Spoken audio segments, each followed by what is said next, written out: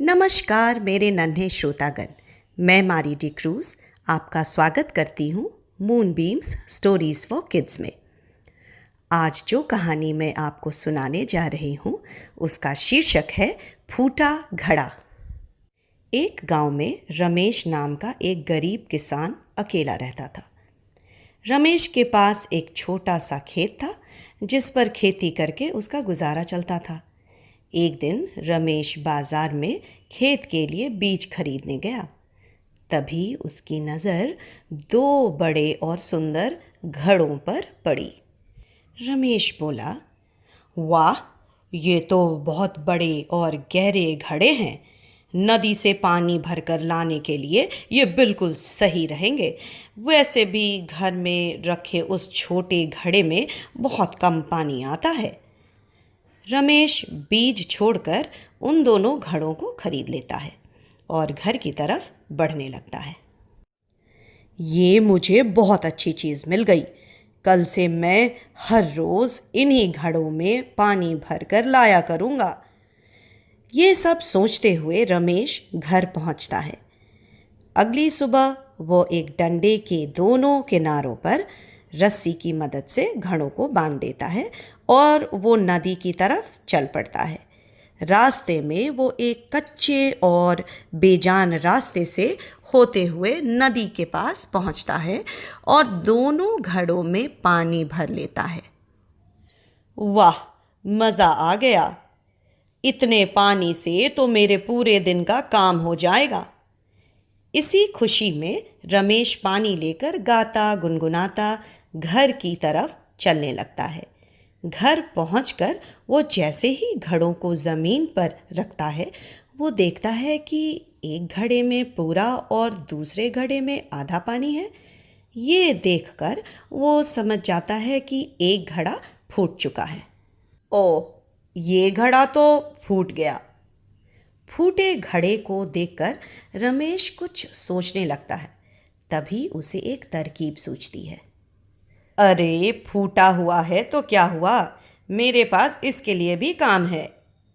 इसके बाद रमेश दोनों घड़ों के पानी को मिट्टी के एक बर्तन में पलट देता है और खेत में काम करने चला जाता है।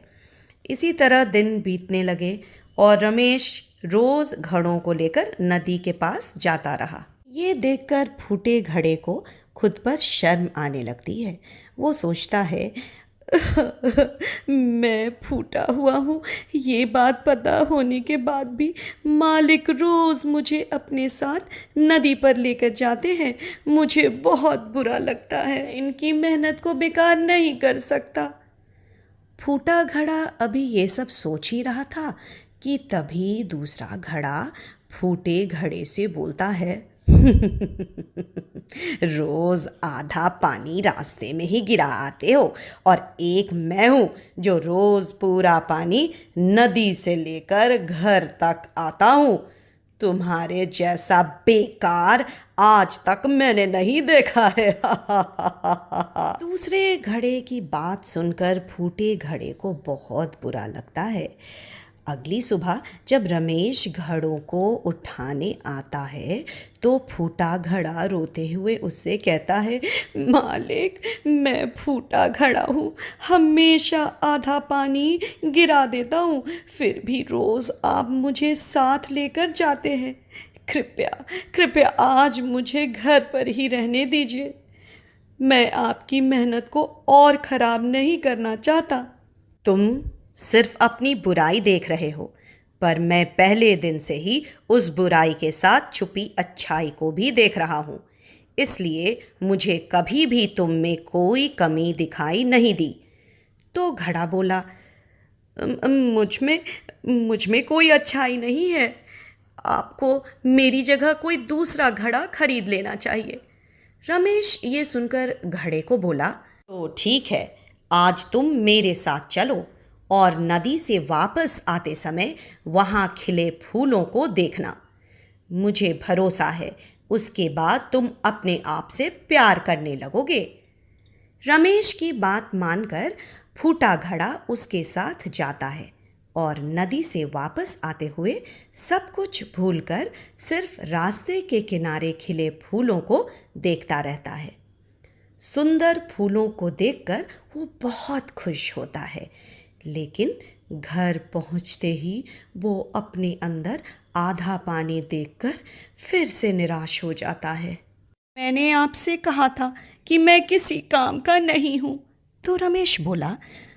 अभी रास्ते में जिन फूलों को देखकर तुम अपनी कमी को भूल गए थे, वो फूल किसी और ने नहीं बल्कि तुमने ही उगाए हैं। हर रोज़ जब हम नदी से वापस घर आते हैं तो तुम्हारा आधा पानी उस धरती पर गिरता है, जिससे उन फूलों को उगने में मदद मिलती है।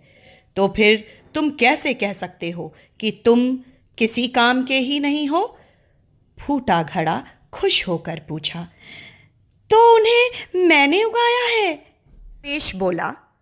जब पहले दिन मैंने तुम्हारे अंदर आधा पानी देखा, तभी मुझे पता चल गया था कि तुम फूटे हुए हो। इसलिए मैंने उसी शाम वहाँ फूलों के कुछ बीज बो दिए थे और फिर रोज़ तुम अपने पानी से उनकी सिंचाई करते रहे। देखो, आज वो बीज कितने सुंदर फूल बन गए हैं।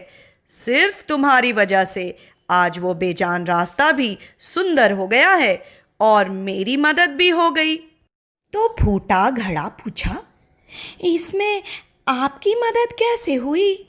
रमेश हंसने लगा और बोला,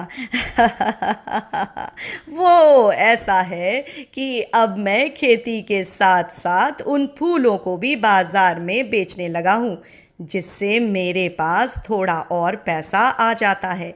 उस पैसे से मैं खेत के लिए ज़्यादा और अच्छे बीज खरीद लेता हूँ।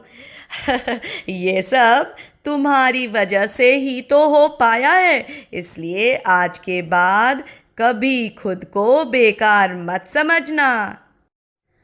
रमेश की बात सुनकर फूटे घड़े को अपने गुणों का एहसास हो जाता है। इसके बाद वो खुद से प्यार करने लगता है और फिर कभी खुद को बेकार नहीं समझता।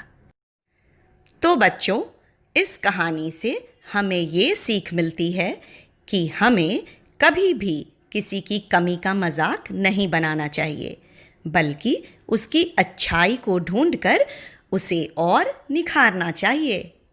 शुभ रात्रि।